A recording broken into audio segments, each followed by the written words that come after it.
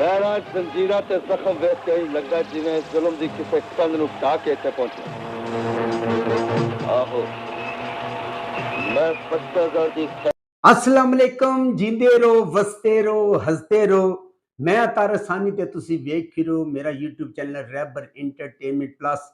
सुल्तान राय दी बड़ी ही जबरदस्त फिल्म लैके तुहाडी खिदमत च हाज़र हो रहे हैं। तो उस फिल्म का नाम है अकबर खान। 9 जून 1986 बरोज सोमवार ईद उल फितर के मौके पर रिलीज होने वाली एक रंगीन पंजाबी फिल्म अकबर खान। इस फिल्म का जो मौजू है लड़ाई है, मार कुटाई है, एक्शन है, पुलिस मुकाबला है। तो इस फिल्म का टाइटल रोल जड़ा ना दो बंदे ने अदा किया है, आबद अली ने और सुल्तान राय ने। इस फिल्म के अदाकार सुल्तान राय, अंजुमन तो थले उतर मैं पानी शानी पी पुलिस मुस्तफा कुरैशी, तुझसे कर दियांगा जो उस पत्थर की हवेली जुमरद, वसा भी मिलन ते मैं ओदी विसंगी कुत्तिया अलियास कश्मीरी, भाईजान तुसी सारी जगीर दे वारिस हो। आबद अली, ऐना ते दस दे चाचा मेरा कसूर की है। सजाद किश्वर, इस हवेली दे सारे अदयात हसन अस्करी, फिल्मसाज चौधरी आरफ, शान मुस्तफा, म्यूजिक वजाहत अत्रे। इस फिल्म ने लिखा है नासिर अदीब ने। जुमरद ने इस फिल्म के अंदर सुल्तान राय की वालदा का किरदार अदा किया है और बड़ी ही जबरदस्त और निहायत ही शानदार परफॉर्मेंस का मुजाहरा किया है। नादर खान जिहड़ा अलियास कश्मीरी होंदा है, उसका जिहड़ा वड्डा भरा होंदा है वो मौत के मुंह च होंदा है।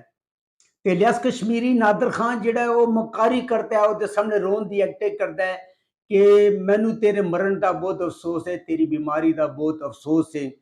पर बाहर आके मुंशी को पूछता है कि यह बुढ़ा हाली तक मरिया क्यों नहीं है, क्योंकि वह जो मुंशी होंदा है वो खुराक जहर मिला रहा होंदा है।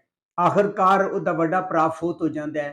उसके फौत होने के बाद उसकी सारी जागीर ते कब्जा कर लेंदा है और उसके पुत्र नूं अपना गुलाम बना लेंदा है और उसदे ते बहुत जुल्म करदा है, उन्होंने मारदा है। तुसी एक अकबर खान नु मारिया सी पर ए भुल गए सो। ते जवान हो जाता, उन्होंने कोड़े मारदा है, उन्हें सजा देंदा है।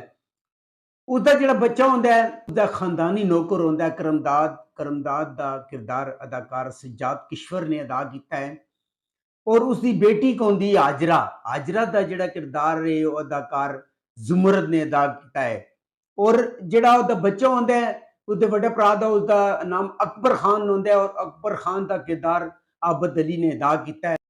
अकबर खान की हवेली तो बाहर जाने ते पाबंदी होती है, बाहर पहरेदार होंदे ने जिहड़े कि उहदे उत्ते नजर रखते हैं।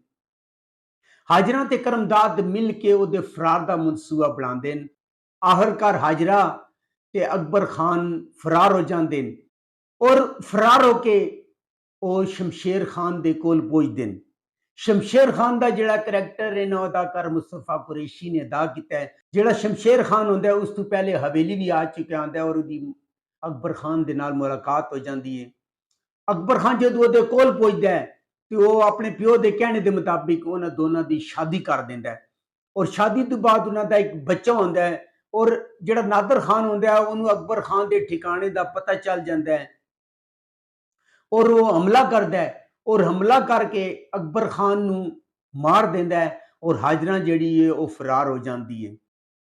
अकबर खान कतल हो जाता है तो शमशेर खान गुस्से च आके हवेली ते हमला कर देंदा है और बहुत सारे बंदियां नू मार देंदा है और खुद भी जख्मी हो जाता है और जख्मी होने तो बाद नादर खान उसको गिरफ्तार करके कैद कर लेंदा है और वो काफी अरसा नादर खान की कैद विच रहिंदा है।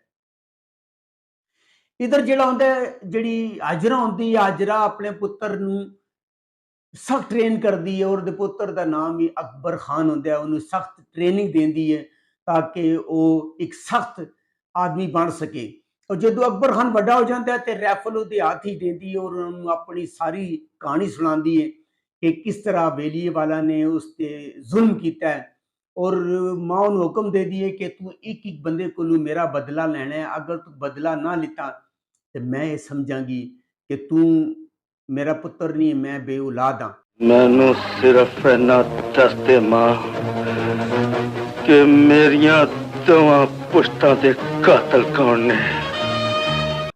अंजुमन ने इस फिल्म के अंदर अकबर खान की मंगेतर का किरदार अदा किया है। अंजुमन का रवायती काम होता है जोड़ा कि आप तुसीं देखा होगे हर फिल्म के अंदर उसका काम होता है, 2-4 गाने होंगे और इस तो अलावा कोई खास काम नहीं होता।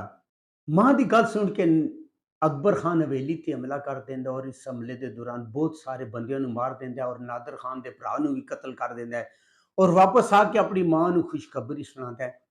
जदों मां नूं खुशखबरी सुना रहे होंदे पुलिस आ जाती है, पुलिस नूं देख के अकबर खान फरार हो जाता है और जिहड़ा नादर खान का भरा होंदा है वो पिंड च आके अकबर खान नूं ललकारदा है। अकबर खान की मां आ जाती है, ओदी मां हाजरा नूं कतल करना चाहता है लेकिन आके जिहड़ी अंजुमन होंदी है आ जाती है। अंजुमन नूं वेख के वो जिहड़ा नादर खान का भरा होंदा उहनूं चुकण की कोशिश करता है लेकिन अकबर खान आ जाता है और उन्हां नूं मार देंदा है। शमशेर खान फरार होने की कोशिश करता है और पकड़िया जाता है। इधर पिंड विच नवां डिप्टी आ जाता है, वो अकबर खान के पिछे होंदा है। उसकी मुलाकात हशमत नाल होंदी है। हशमत वो पिंड का चौधरी होंदा है और वो सारी डिप्टी नूं गल दसदा है, हाजरा भी सारी गल दसदी है। डिप्टी जिहड़ा होंदा है उन्हां नाल वादा करदा है कि वो असल हकायक तक पहुंचेगा। वो आंदा है और आके नादर नूं उहदे भरा दे कतल के बारे पुछदा है लेकिन उहदा भरा साफ इनकार कर देंदा है। शमशेर खान हवेली तो फरार हो जाता है। उसकी मुलाकात जंगल विच अकबर खान के नाल होंदी है। अकबर खान उन्होंने सारी कहानी सुनाता है और उन्होंने पता चल जाता है कि वो जिहड़ा अकबर खान है उसका भांजा है। वो घर आंदा है और घर आके हाजरा नाल मुलाकात करता है। इस तरह दोनों जिहड़ा ना मिल के दुश्मन ते हमलावर होंदे ने और हमला करन तो बाद सारे नूं मार के फतेहगढ़ दी जिहड़ा जागीर होंदी है वो अकबर खान नूं वापस मिल जाती है। यह फिल्म यूट्यूब पर मौजूद है, तुसीं जाके वेख सकते हो। जमुरत ने बड़ी ही जबरदस्त एक्टिंग का मुजाहरा किया है।